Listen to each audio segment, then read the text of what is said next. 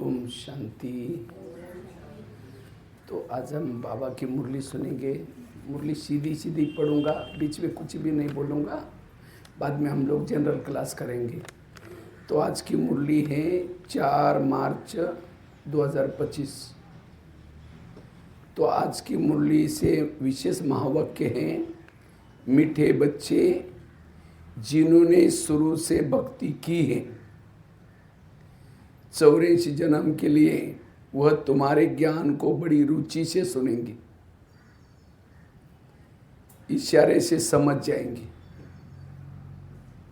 मीठे बच्चे जिन्होंने शुरू से भक्ति की है, 84 जन्म के लिए वह तुम्हारे ज्ञान को बड़ी रुचि से सुनेंगे, इशारे से समझ जाएंगे।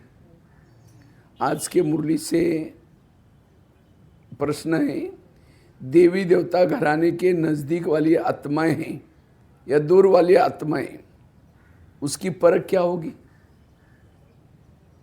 देवी देवता घराने के नज़दीक वाली आत्मा है या दूर वाली आत्मा, उसकी परख क्या होगी? आप मुरली से अटेंशन से उसका उत्तर ढूंढना, क्योंकि हर प्रश्न का उत्तर मुरली से निकाला जाता है। प्रश्न ध्यान से सुनना, फिर लास्ट में पूछेंगे, इसलिए मुरली को ध्यान से सुनना है। ओम शांति। रूहानी बाप बैठ रूहानी बच्चों को समझाते हैं। ये तो बच्चे समझ गए, रूहानी बाप है निराकार, इस शरीर द्वारा बैठ समझाते हैं। हम आत्मा भी निराकार इस शरीर से सुनते हैं। तो अब तो दो बाप इकट्ठे हैं ना। बच्चे जानते हैं दोनों बाबा यहाँ हैं। कहाँ? बाबा के ब्रुकुटी में। बच्चे जानते हैं दोनों बाबा यहाँ हैं। तीसरे बाप को जानते हो, परंतु उनसे फिर यह अच्छा है, इनसे फिर वह अच्छा है। नंबर वार है ना। तो उस अलौकिक से संबंध निकल, बाकी इन दोनों से संबंध हो जाता है। बाप बैठ समझाते हैं मनुष्य को कैसे समझाना चाहिए। तुम्हारे पास मेला प्रदर्शनी में तो बहुत आते हैं, ये भी तुम जानते हो। 84 जन्म को सब तो नहीं लेते हैं। ये कैसे पता पड़े यह 84 जन्म लेने वाला है या 10 जन्म लेने वाला है या 20 जन्म लेने वाला है? अब तुम बच्चे यह तो समझते हो कि जिसने बहुत भक्ति की होगी शुरू से लेकर के, तो उनको फल भी इतना जल्दी ही अच्छा मिलेगा। थोड़ी भक्ति की होगी, देरी से की होगी, तो फल भी इतना थोड़ा और देरी से मिलेगा। ये बाबा सर्विस करने वाले बच्चों के लिए समझाते हैं। बोलो तुम भारतवासी हो तो बताओ, देवी देवता को मानते हो? भारत में इन लक्ष्मी नारायण का राज्य था, जो 84 जन्म लेने वाला होगा, शुरू से भक्ति की होगी, वो झट से समझ जाएगा। बरोबर आदि सनातन देवी देवता धर्म था, रुचि से सुनने लग पड़ेंगे। कोई तो ऐसे ही देख करके चले जाते हैं, कुछ पूछते भी नहीं, कि जैसे कि बुद्धि में बैठता ही नहीं। तो उनके लिए समझना चाहिए यह अभी तक यहाँ का है ही नहीं। आगे चल समझ भी लेवे, कोई का समझाने से झट कंधा हिल जाएगा। बरोबर इस हिसाब से तो 84 जन्म ठीक है। अगर कहते हैं हम कैसे समझे कि 84 जन्म लिए हैं, अच्छा 84 नहीं 82 देवता धर्म में तो आए होंगे। देखो इतना बुद्धि में जसता नहीं, तो समझो कि ये 84 जन्म लेने वाला नहीं है। दूर वाले कम सुनेंगे, जितना बहुत भक्ति की होगी वह जास्ती सुनने की कोशिश करेंगे। झट समझ जाएंगे कि कम समझता है, तो समझो कि ये देरी से आने वाला है। भक्ति भी देरी से की होगी, बहुत भक्ति करने वाले इशारे से समझ जाएंगे। ड्रामा रिपीट तो होता है ना, सारा भक्ति पर मदार है। इस बाबा ने सबसे नंबर 1 भक्ति की है। कौन से बाबा ने? ब्रह्मा बाबा। कम भक्ति की होगी तो फल भी कम मिलेगा। ये सब समझने की बातें हैं, मोटी बुद्धि वाले धारण कर नहीं सकेंगे। ये मेले प्रदर्शनियां तो होती रहेगी, सब भाषा में निकलेगी। सारी दुनिया को समझाना है ना। तुम हो सच्चे सच्चे पैगंबर और मैसेंजर। ये धर्म स्थापक तो कुछ भी नहीं करते, न वह गुरु है न गुरु कहते हैं, परंतु वह कोई सद्गति दाता थोड़ी है। जब आते हैं उनकी संस्था ही नहीं तो सद्गति किसको करेंगे? गुरु वह जो सद्गति दे। दुख की दुनिया को शांति धाम ले जाए। क्राइस्ट आदि गुरु नहीं, वह सिर्फ धर्म स्थापक है। उनका और कोई पोजीशन नहीं है। पोजीशन तो उन्हीं का है जो पहले सत्व प्रदान में, फिर सत्व रजो तमो में आते हैं। वह तो सिर्फ अपना धर्म स्थापन कर पुनर्जन्म लेते हैं। जब सबकी तमो प्रधान अवस्था होती है तो बाप आकर के सबको पवित्र बनाए ले जाते हैं। पावन बना तो फिर पति दुनिया में नहीं रह सकते। पवित्र आत्माएं चली जाएंगी मुक्ति धाम में, फिर जीवन मुक्ति में आएंगी। कहते भी हैं वह लिबरेटर है, गाइड है, परंतु इसका भी अर्थ नहीं समझते। अर्थ समझ जाए तो उनको जान जाए। सतयुग में भक्ति मार्ग के अक्षर भी बंद हो जाते हैं। यह ड्रामा में नूंद है जो सब अपना अपना पार्ट बजाते हैं। सदगति को एक भी पा न सके। अभी तुमको ये ज्ञान मिल रहा है। बाप भी कहते हैं मैं कलब के संगम युग पर आता हूँ। इनको कहा जाता है कल्याणकारी संगम युग, और कोई युग कल्याणकारी नहीं है। सतयुग और त्रेता का भी संगम का कोई महत्व नहीं है। सतयुग और त्रेता वो भी संगम है। सूर्यवंशी पास हुए, फिर चंद्रवंशी राज्य चलता है, फिर चंद्रवंशी से वैश्यवंशी बनेंगे। तो चंद्रवंशी पास हो गया, उसके बाद क्या बने वो पता नहीं रहता। चित्र आदि रहते हैं तो समझेंगे यह सूर्यवंशी हमारे बड़े थे, यह चंद्रवंशी थे, वह महाराजा, वह राजा, वह बड़े धनवान थे, वह फिर भी नापास हुए हैं ना, मना चंद्रवंशी नापास। ये बातें कोई शास्त्रों आदि में नहीं है। अब बाप बैठ समझाते हैं। अभी कहते हैं हमको लिबरेट करो, पति से पावन बनाओ। सुख के लिए नहीं कहेंगे, क्योंकि सुख के लिए निंदा कर दिए शास्त्रों में। सब कहेंगे मन की शांति कैसे मिले। अभी तुम बच्चे समझते हो, तुमको सुख शांति दोनों मिलते हैं। जहाँ शांति है वहाँ सुख है, जहाँ अशांति है वहाँ दुख है। सतयुग में सुख शांति है, यहाँ दुख अशांति है।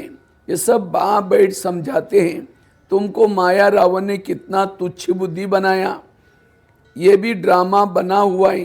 बाप कहते हैं मैं भी ड्रामा के बंधन में बंधा हुआ हूँ। मेरा पार्ट ही अभी है जो बजा रहा हूँ। कहते भी हैं बाबा कलप आप ही आकर के भ्रष्टाचारी पति से श्रेष्ठाचारी पावन बनाते हो।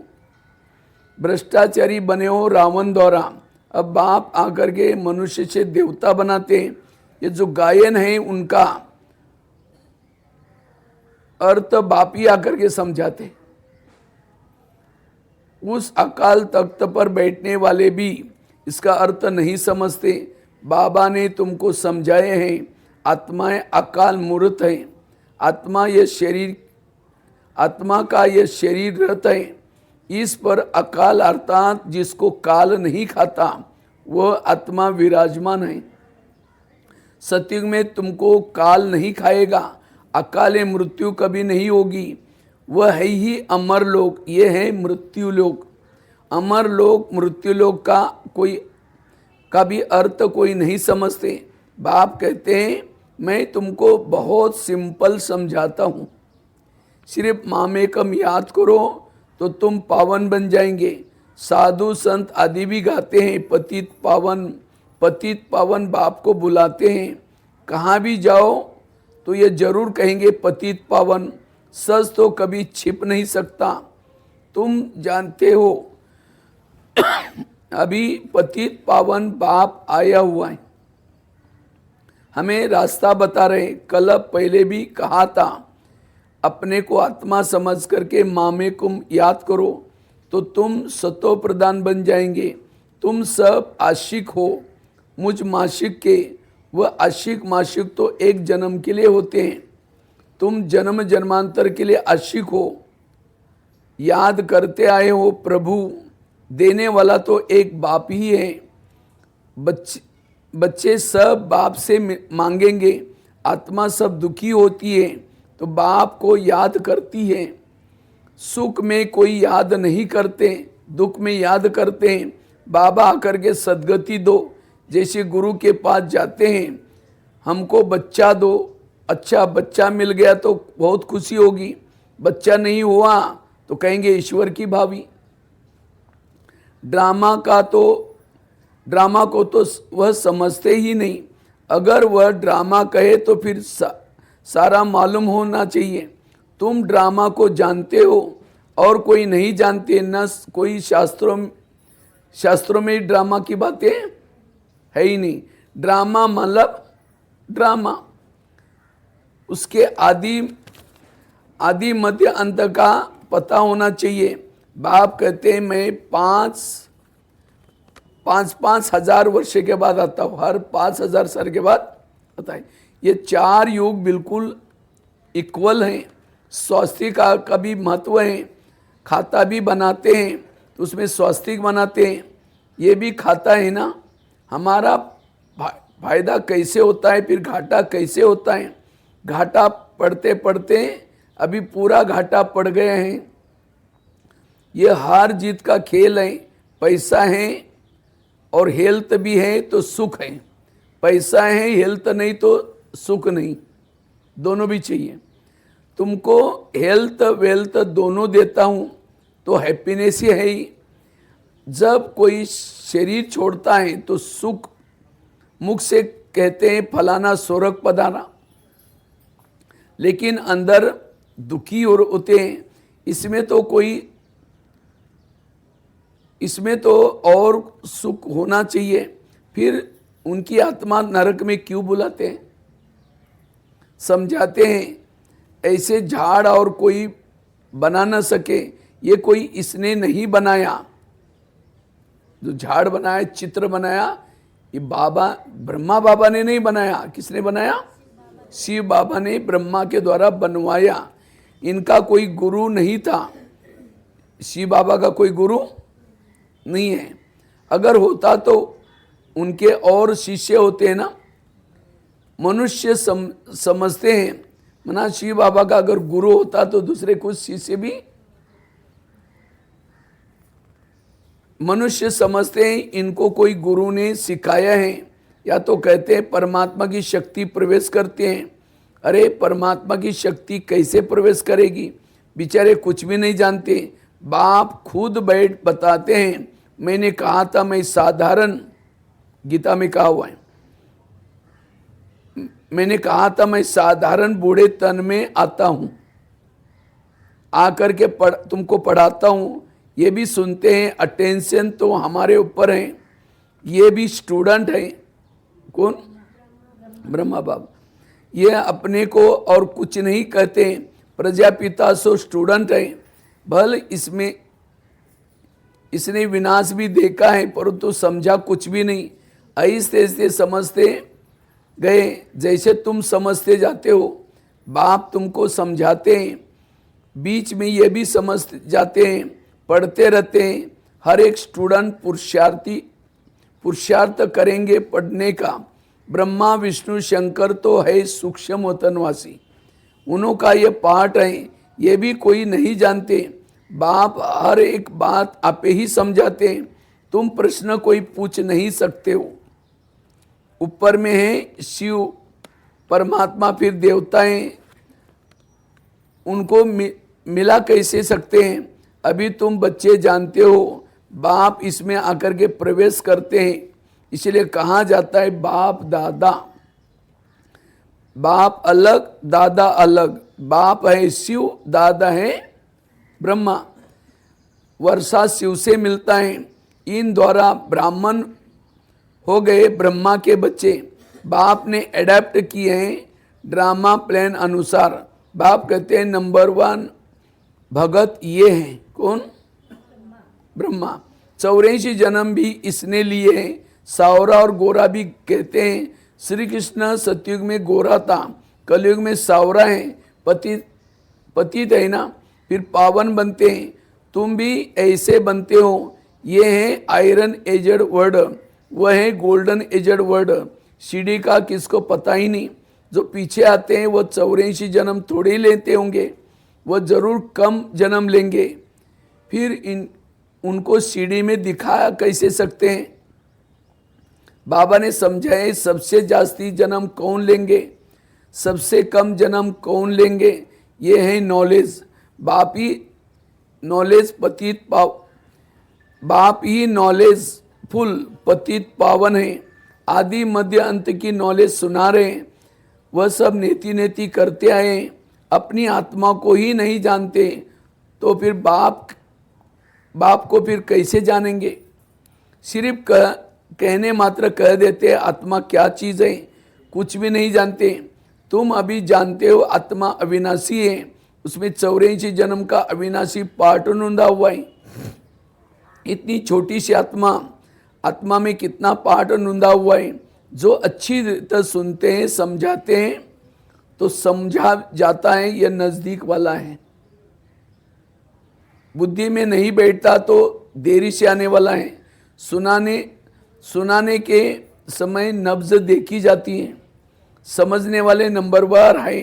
तुम्हारी यह पढ़ाई है, राजधानी स्थापना हो रहे, कोई भी ऊंच से ऊंच राजाई पद पाते हैं, कोई प्रजा में नौकर चाकर बनते हैं। बाकी हाँ इतना है, सतयुग में कोई दुख नहीं होता। उनको कहा ही जाता है सुखदाम बहिष्ठ। 5 हो गया तब तो याद करते हैं ना। मनुष्य समझते हैं स्वर्ग कोई ऊपर छत में होगा, छत में मतलब ऊपर। देलवाड़ा मंदिर में तुम्हारा पूरा यादगार खड़ा है। आदि देव आदि देवी बच्चे नीचे बैठे योग में बैठे होंगे, ऊपर में राजाई खड़ी है। मनुष्य तो दर्शन करेंगे, पैसा रखेंगे, समझेंगे कुछ भी नहीं। तुम बच्चों को ज्ञान का तीसरा नेत्र मिला हुआ है। तुम सबसे पहले बाप की बायोग्राफी को जान गए हो, जान गए ना सब। और क्या चाहिए? बाप को जानने से ही सब कुछ समझ में आ जाता है, तो खुशी होनी चाहिए। तुम जानते हो अभी हम सतयुग में जाकर के सोने के महल बनाएंगे, राज्य करेंगे। जो सर्विसेबल बच्चे हैं उनकी बुद्धि में रहेगा स्पिरिचुअल नॉलेज स्पिरिचुअल फादर देते हैं। स्पिरिचुअल फादर कहाँ जाता है? आत्माओं के बाप को। वही सदगति दाता है, सुख शांति का वर्षा देते हैं। तुम समझा सकते हो ये सीढ़ी है भारतवासियों की। 84 जन्म लेते हैं। तुम आते ही आधे में हो, तो तुम्हारे 84 जन्म कैसे होंगे? माना जो सतयुग त्रेता में नहीं आते तो वो कहाँ आते हैं? दोपहर। उनके 84 जन्म नहीं होंगे। सबसे जास्ती जन्म हम लेते हैं। ये बड़ी समझने की बातें। मुख्य बात है पतित से पावन बनने के लिए बुद्धि योग लगाना, जिसको याद की यात्रा। पावन बनने की प्रतिज्ञा कर फिर पतित बनते हैं तो हड़गुड़ी टूट जाती है। जैसे कि 5 मंजिल से गिर पड़ते हैं। बुद्धि ही मलीचिकी हो जाएगी। दिल अंदर खाता रहेगा, मुख से कुछ नहीं निकलेगा। इसलिए बाप कहते हैं खबरदार रहो। अच्छा, मीठे मीठे शिकिल दे बच्चों प्रति माता पिता बाप दादा का याद प्यार। Good morning. रूहानी बाप की रूहानी बच्चों को नमस्ते। हम रूहानी बच्चों की रूहानी बाप को याद प्यार, गुड मॉर्निंग और नमस्ते। तो आज के मुरली से प्रश्न क्या था? देवी देवता घराने के नजदीक वाली आत्मा है या दूर वाली आत्मा है, उनकी परख क्या होगी? हाँ, मुरली में जवाब दिया था वो। जो तुम्हारे देवी देवता घराने की आत्माएं होंगी, उन्हें ज्ञान की सब बातें सुनने से ही जच जाएगी। कोई भी आर्गू नहीं करेंगे, वो मुंझेंगे नहीं। जितना बहुत भक्ति की होगी उतना ही जास्ती सुनने की कोशिश करेंगे। तो बच्चों को भी नब्ज देकर के सेवा करनी चाहिए। तो आज के मुरली से धारणा के लिए मुख्य सार है, इस ड्रामा को पहला है, इस ड्रामा को यथार्थ रीति समझ माया के बंधनों से मुक्त होना है। स्वयं को अकाल मूर्त आत्मा समझ बाप को याद कर पावन बनना है। दूसरा है सच्चा सच्चा पैगंबर और मैसेंजर बन सबको शांतिधाम सुखधाम का रास्ता बताना है। इस कल्याणकारी संगम युग पर सभी आत्माओं का कल्याण करना है।